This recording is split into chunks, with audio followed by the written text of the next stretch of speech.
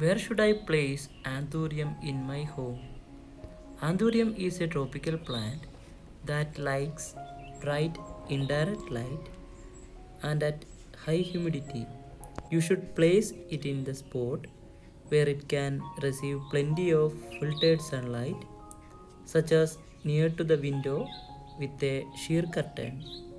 You should also keep it away from cold draft, heaters, or air conditioners. To increase the humidity around the anthurium, you can mist it regularly, use a humidifier, or place it in on a tray of moist pebble. Anthuriums are also known as flamingo flowers or tail flowers, and they can add a splash of color and exotic beauty to your home.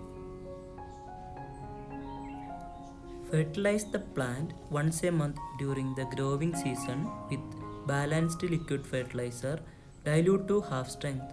Use a fertilizer high in phosphorus to promote blossoms.